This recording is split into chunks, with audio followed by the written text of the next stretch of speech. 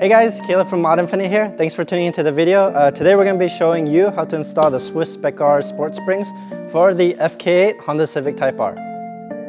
Alright, so in the box you'll get your Swift warranty document, 2 stickers, your 2 front springs, and your 2 rear springs. Alright guys, so here are some of the tools you're going to need. You're going to want your spring compressor, various offset wrenches, various combination wrenches, a ratchet for your sockets, some sort of breaker bar, various sockets, both short and deep, an Allen key set, a flathead screwdriver, a spreader tool. A link to this tool will be in the description below, a rubber mallet, some WD-40, and an impact gun.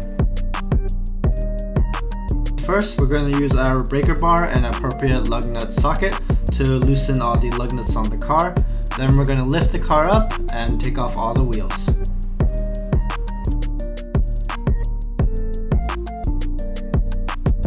Alright guys, we're going to start with the rear suspension portion of the car by taking off this 17mm bolt and this 12mm bolt.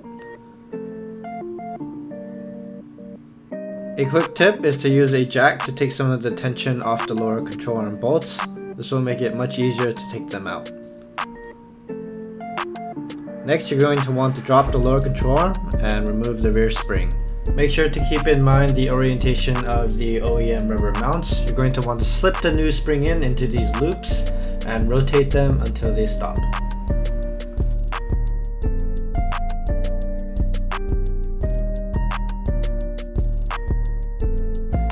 Make sure to keep in mind of these rubber tabs here. They'll make sure that your spring is positioned in the correct orientation when you put them back into the car.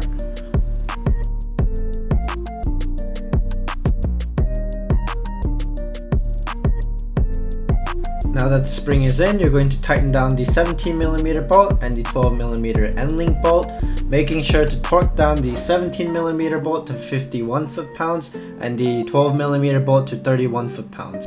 Now repeat this process on the opposite side and you'll have finished installing the rear springs. Moving on to the front of the car, we're going to start by removing all the clips and bolts holding the front under tray. Then we're going to use a jack to relieve some of the tension off the front suspension bolts. Next, we're going to use our 14mm offset wrench and Allen key to take off the sway bar end link. Next, we're going to disconnect the electronic damper plug right here and then unbolt the brake line bracket right here. Now we're going to take off the 2 10mm bolts holding in the air shroud right here.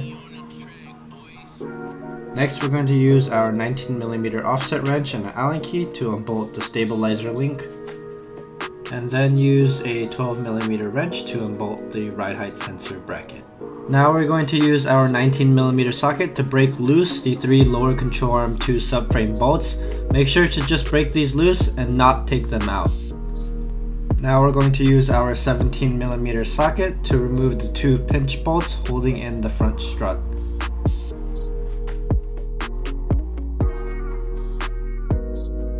Next, spray some WD-40 here to make it easier for the strut to slide out. Now we're going to use this Schwaben spreader tool and place it in between the slot that clamps onto the front struts. This will allow us to ease the clamping force on the strut, which will make it easier for us to slip the strut out.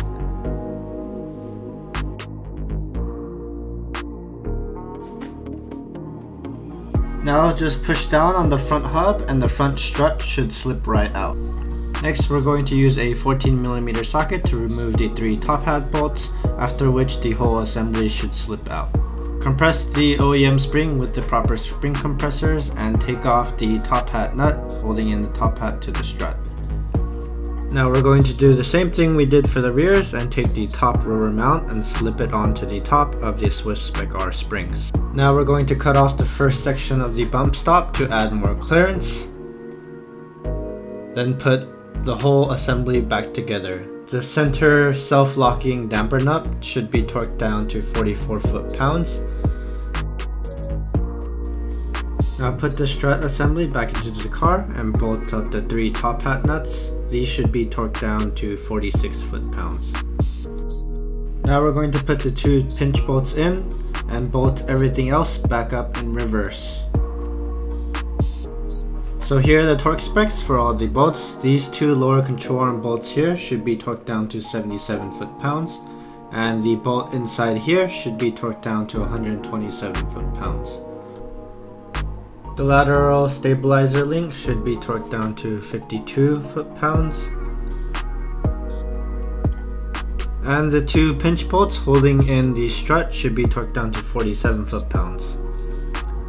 Lastly, you're going to torque down both end links at the same time at 47 foot-pounds. Put back in the front under tray, making sure to put in all the clips and bolts. Torque down the wheel lug nuts to 94 foot-pounds and drop the car.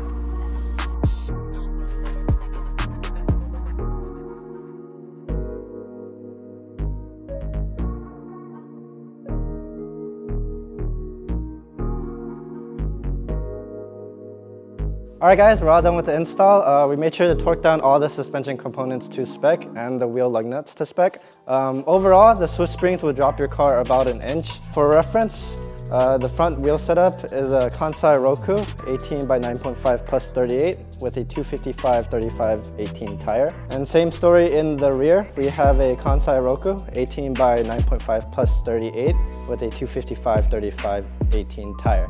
Keep in mind, after a week's worth of driving, these springs will settle a bit more. After that, you should get a proper alignment at your local alignment shop and you'll be good to go. So that's going to complete it for this install. If you guys found this video helpful, please let me know in the comments below. Make sure to follow us on all our social medias. Thank you guys so much for watching.